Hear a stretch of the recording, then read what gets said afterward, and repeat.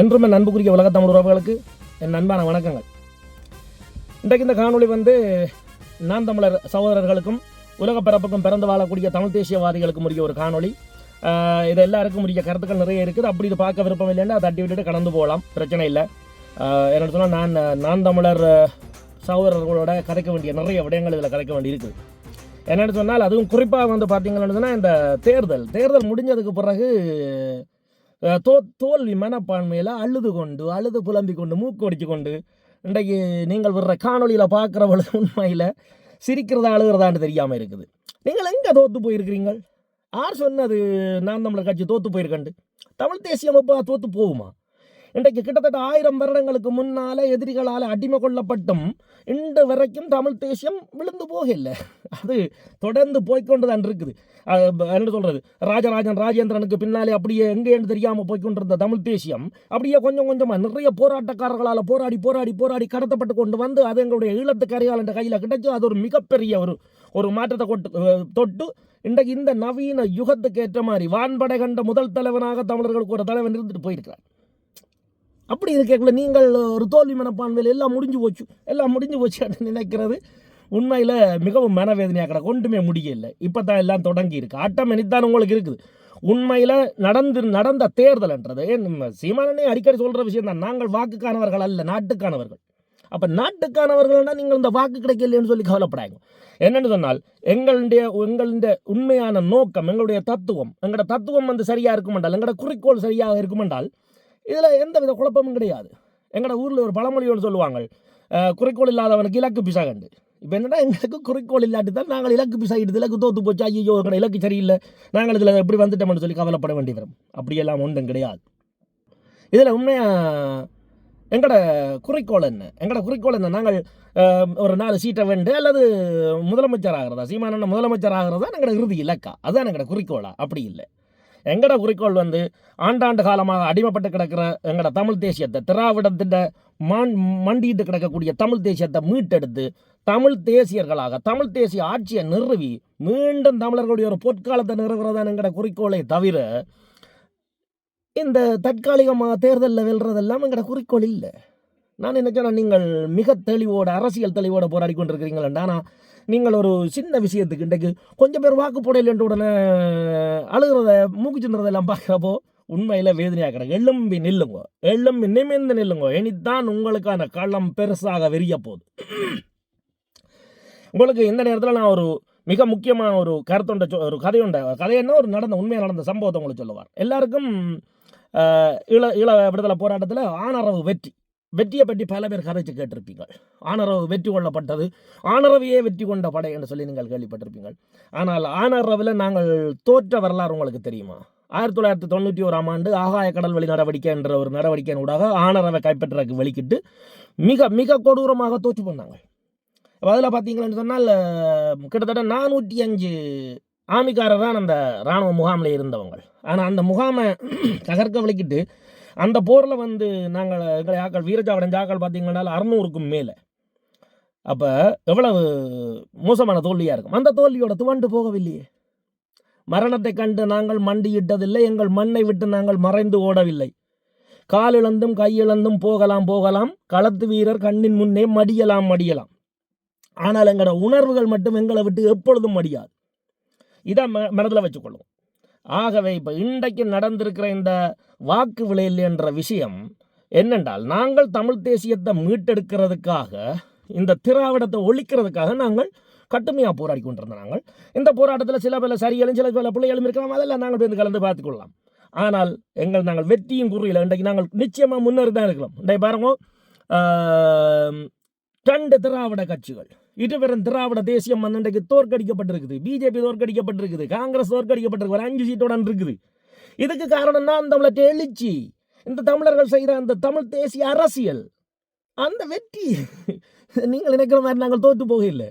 இப்போ என்னடா, கடந்த தேர்தலில் 8 வீத வாக்கு பெற்றிருந்த நீங்கள் இன்றைக்கு 4 வீதத்தை இழந்திருக்கு. அந்த 4 வீதத்தை இழந்தது என்னத்துக்கண்டா, இந்த திராவிட தேசியத்தை அழிக்கிறதுக்கு, இந்த திராவிட மாயை துளைக்கிறதுக்காக எங்களோட 4 வீதத்தை நாங்கள் இழந்திருக்கிறோம். பிரச்சனை இல்லை. இப்போ என்ன விஜயின் கைக்கு அரசியல் வந்துட்டுது. இப்போ பிரச்சனை என்னென்னு சொன்னால் விஜயம் ஒரு தமிழர். ஆனால் விஜய்கிட்ட இருந்து நாங்கள் அடுத்த கட்டத்தை நாங்கள் பார்ப்போம். இப்போ நாங்கள் ஒரு மிகப்பெரிய முதலையோட ஒரு சிங்கத்தோட நாங்கள் சண்டை போட்டு கொண்டிருந்த நாங்கள் அந்த சண்டையிலேயே நீங்கள் இவ்வளவு வெற்றியை சூடியிருந்த நீங்கள் இப்போ இனி நாங்கள் சண்டை போட போகிறது சிங்கத்தோட இல்லை, கிட்டத்தட்ட குரங்குகளோட. சரிதானே? அப்போ குரங்கோட போடுற சண்டையில் நீங்கள் எவ்வளவு வெல்லலாம், மனதை தளர விடாங்கோ. எப்போவுமே வெற்றி நிச்சயம். இது நான் சும்மா பகுதிக்கு சொல்லல, புலம்பெயர் தேசத்துலேருந்து உங்களை உன்னிப்பாக கவனித்து கொண்டு உங்களுக்கு தோளோட தோல் நிற்கிற ஒரு தோழன் என்ற முறையில் நான் சொல்கிறேன். நாங்கள் வென்றிருக்கிறோம்.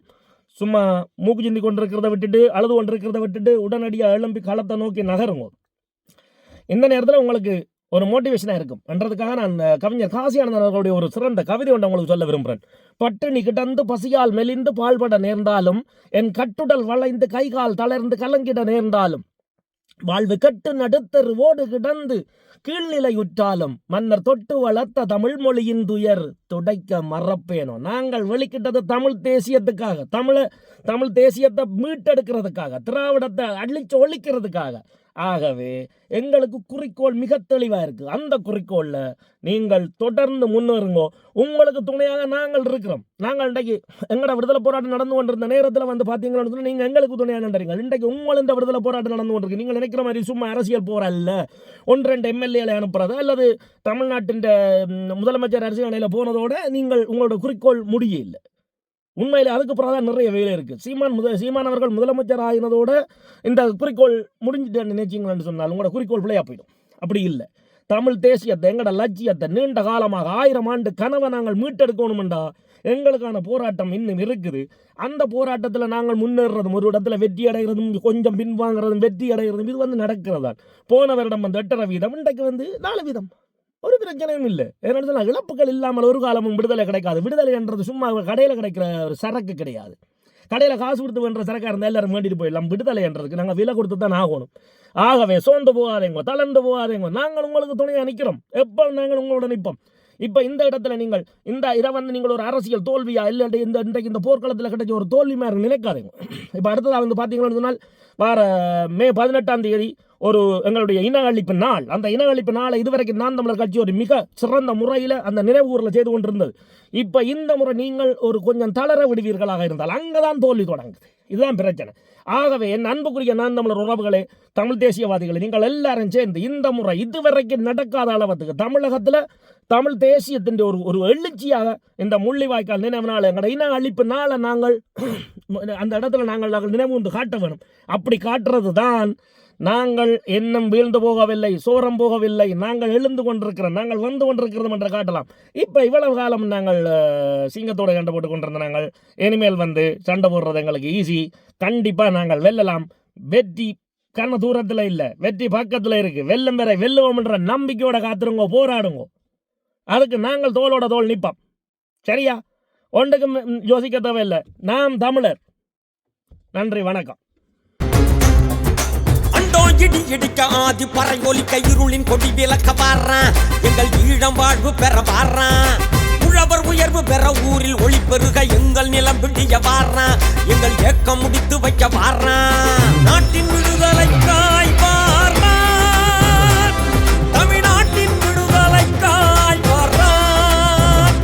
எங்கள் ராவணன் வாரான், எங்கள் காவலன் வாரான். அண்டோ இடி இடிக்க ஆதி பறை ஒலிக்க இருளின் கொடி விளக்க வாரான், எங்கள் ஈழம் வாழ்வு பெற வாரான். உழவர் உயர்வு பெற ஊரில் ஒளி பெருக எங்கள் நிலம் பிடிய வாரான், எங்கள் ஏக்கம் முடித்து வைக்க வாரான்.